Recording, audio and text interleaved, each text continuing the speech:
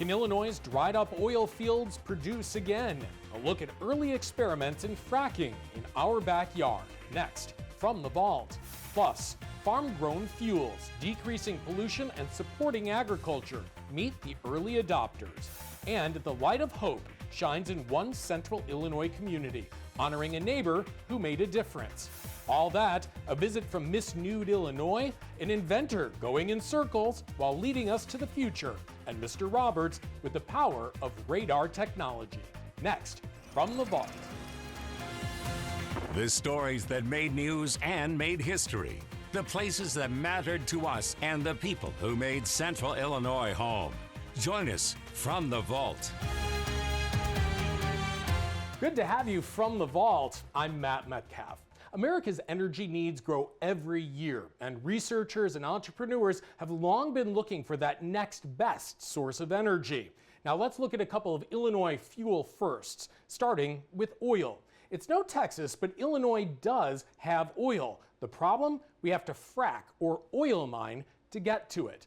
WCIA's Dave Brandon looked at some early experiments in fracking. It's from the vault, 1987.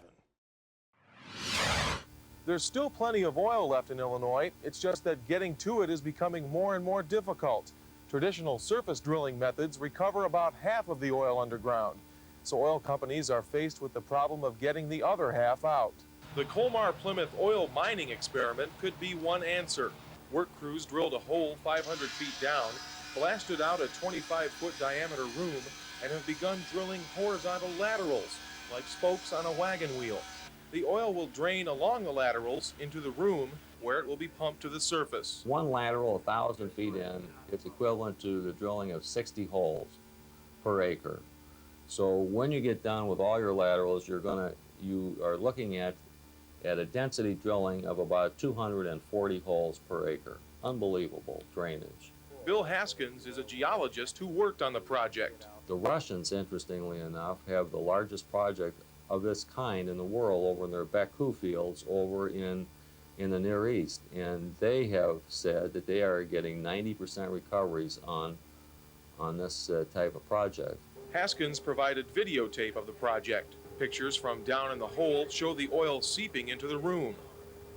He's talking about something like 460,000 barrels of oil or something that are recoverable from 160 acres that they would be actually mining. And it is quite possible that they could get that much oil out. And it's very low risk. I mean, you know the oil is there beforehand. It isn't like going out there and drilling an oil well where in this state something like 1 out of 14 hits. So you drill 14 wells before you find your first drop of oil. I mean, this one, you know there's oil there.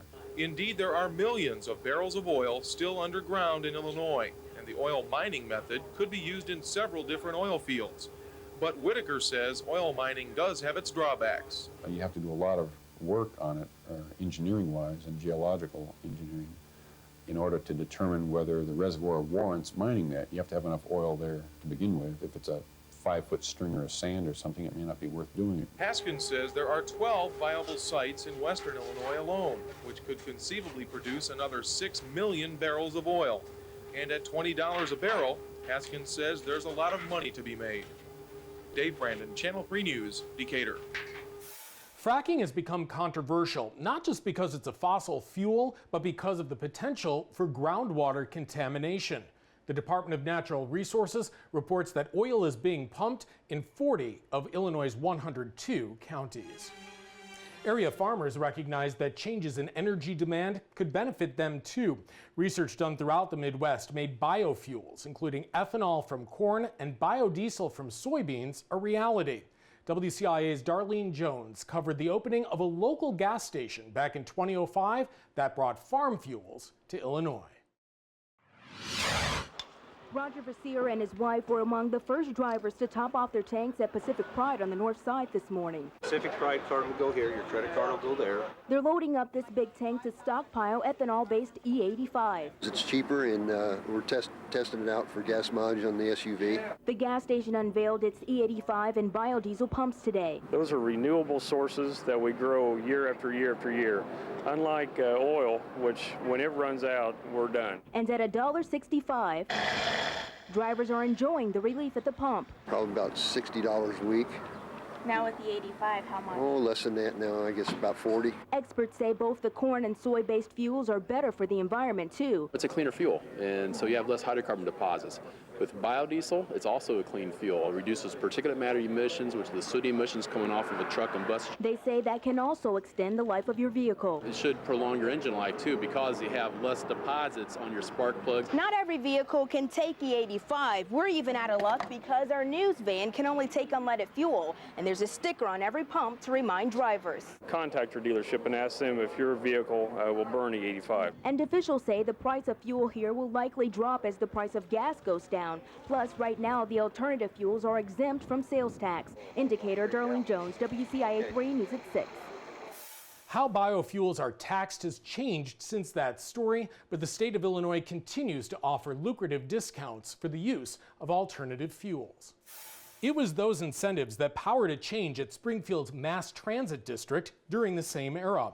In 2003, Springfield became the first city in the state to use biofuel in city buses. City leaders told WCIA they hope to leverage tax incentives, improve environmental quality, and decrease dependence on foreign oil. Early adopters of new energy tech make all the difference. In 2012, Taylorville moved to beef up alternative energy.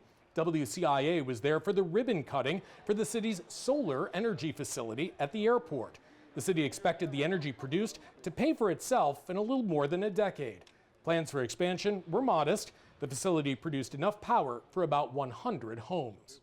Since that story, we can find solar power bringing energy to all kinds of things, including your buggy. WCIA met up with Larry Yoder out in Moultrie County in 2013, and he showed us an old Amish buggy fitted in solar panels.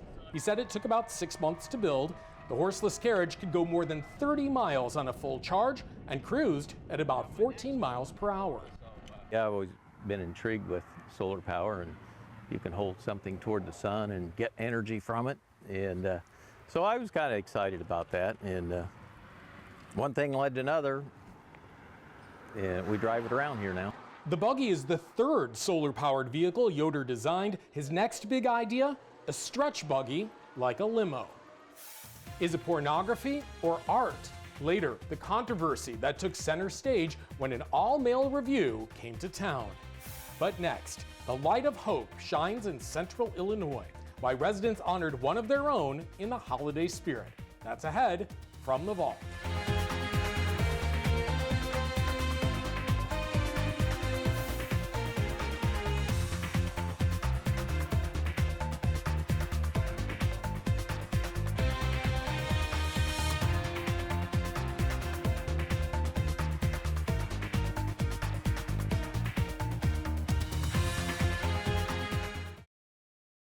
From the Vault, celebrating the rich heritage of Central Illinois. Sponsored by Sunset Funeral Homes. Remember, celebrate, heal.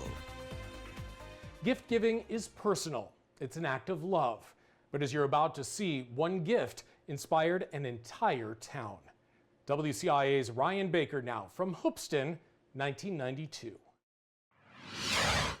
2 years ago, there were only about 500 luminaries on Penn Street in Hoopeston. George and Catherine Bovis say their daughter and son-in-law wanted to give them a unique Christmas gift. Tonight, over 13,000 candles covered just about every street in town. Well, Hoopeston is a town that likes to participate. They're a caring community, and we've had very good participation with it. So I think it's just kind of a town project that they've decided to pick up. To see the whole town get together, light up, kind of makes it really special for this Christmas, you know, with the way it started and everything. The Bovises say their Christmas wish is to see luminaries on every block in Hoopeston. Judging from the way things have caught on, that may not be too far off. And it's a real peaceful scene, and I've even heard people say that it kind of brought tears to their eyes. I think it's just after all the hustle and bustle, this is the finale, and people really like it. These candles will only burn for about 10 hours, but the joy and togetherness that this community experienced tonight will last the whole year through. Celebrating the spirit of community in Hoopeston. Well, it's standing room only for a national celebrity, but why were her fans so camera shy when Channel 3 arrived? Find out coming up. Plus, a famous U of I alum recruits on campus, but for these interviews, it's clothing optional.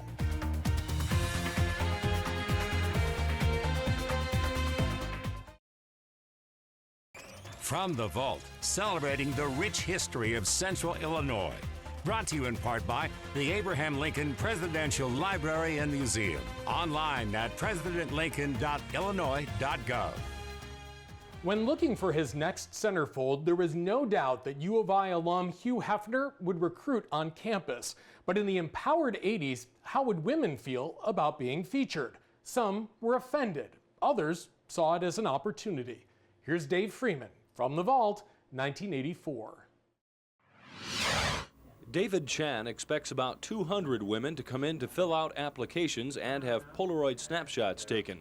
From this pool of hopefuls, he will select about 15 to be called back in April for further screening. Every year, for the September issue of Playboy, which is back to campus, we go to different part of the United States and find the big conferences like Pac-10, Big 8, Ivy League, and so forth. And each year we do one of those conferences, and we go there not to look for sports figures, but looking for beautiful young ladies that go to these schools.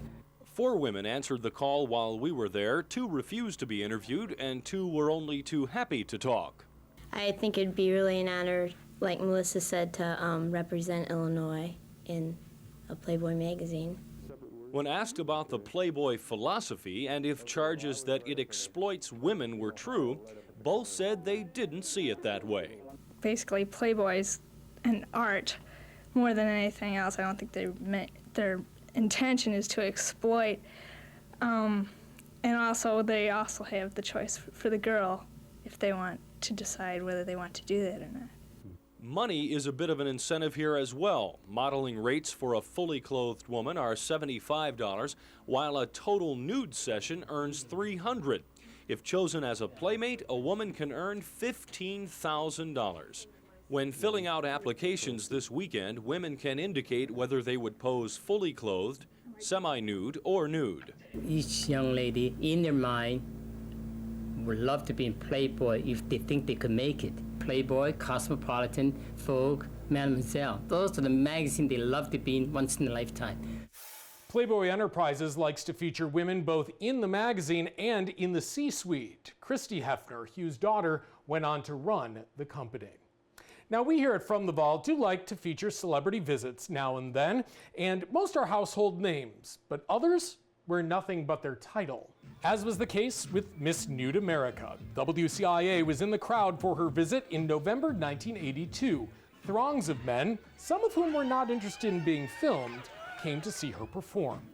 8 years later, it was male dancers in the spotlight as a controversy developed in Danville about a traveling review. Should dancing featuring nudity be permitted in a public, taxpayer-funded venue?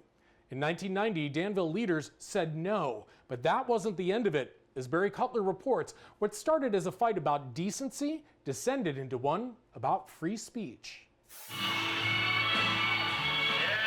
The two groups, the 5 Most Wanted and First Class Mail, will now take their show on the road. Even though I do not approve of it anywhere, we are thrilled that it's been taken out of a public facility. Reverend Short and over 1,000 other protesters petitioned city leaders who voted to oppose the performance. Promoters and the Civic Center board responded to that intense public pressure and agreed to call off the Mail Review. We live in one community. We ought to get along as one community. Sometimes you have to bow to this person's wishes, sometimes you bow to another. These men will now take center stage on private property just a few miles from the Civic Center. The male dancers will now perform here at the Disabled American Veterans Center just south of the Danville city limits near Belgium. And while opponents may feel at ease, supporters of the Mail Review are now crying foul. What they're trying to do is tell other people what to do, and I can't stand that. If you don't want the show to go on, don't come. You can go to the beach and see it all the time, and you can go anywhere and see less, and whether you like it or not. Promoters hope to sell out Friday night, though the Disabled Veterans Center holds about half as many people as the Civic Center. and they will grant refunds to anyone angry with the move. As far as future promotions, well, Earl Watkins says the demand is there, and his company will continue to meet that outside the city limits. We will find a building to give them the show that they want to see. Reverend Short, meanwhile, is thankful for all the support to help block the show from the Civic Center. Will you go to the show at the other building? Yes, I will. Maybe not as happy, but I'm going to have a good time whether they like it or not. In Danville, Barry Cutler, the Channel 3 News at 10. The compromise referenced in that story was necessary because the U.S. Supreme Court ruled that nude dancing was expressive conduct, a form of art protected in part by the First Amendment. Still to come, Mr. Roberts and the latest technology in color radar. But next, a Central Illinois man gets the bug for custom cars. Take a ride in his one-of-a-kind limo.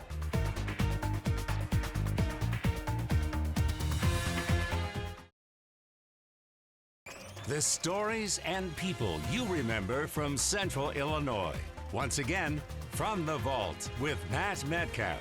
It's one thing to trick out your car with lights or subwoofers, but one Central Illinois man took it to a whole new level. In 1990, he converted his VW Bug into a VW limo. Here's Christine Tressel. It's such an unusual vehicle that it doesn't register immediately in some people's mind. They're not sure what they're looking at. By the stretch of Phil Starr's imagination and with the help of his car shop employees, a Bug limo has been born. It's the same Beetle. We cut it in half and stretched it 4 feet and installed sheet metal where it was necessary to. It took almost 8 years and a lot of sweat to bring this 1960s compact car to its elongated state. It runs on its original motor and contains about 200 to 300 pounds of added structural tubing. There's tubular steel running along the edges of the car here. Its cost estimated at $15,000. In fashioning the roof, we still wanted to try to preserve the original contours of the Beetle, and that work itself took almost 2 months to complete. This protracted project is still new to the streets of Central Illinois, and when it's cruising, heads turn, jaws drop, and curiosity peaks. Hard to describe, never seen anything quite like it. What in the world is that? Boy, I wish I could have one. Do you know what they sell for? Sorry, Starr says it's not for sale, only rent. And if you want to change from the standard limousine experience, this Bug may be the cure. Of course, all the traditional limo luxuries are here: the telephone, the TV, the glass partition, and on request, a bottle of the chilled bubbly. Drumming up rental business isn't a big concern with Starr. He's content right now to sit back and just enjoy his extended VW creation. Christine Tressel, Channel 3 News, Champaign. Some car aficionados say that a true limo does not have a door at the back seat. Instead, the passenger has to get into the vehicle and move to the back. That would make Starr's VW a true limo. Stay with us. Our classic commercial is next.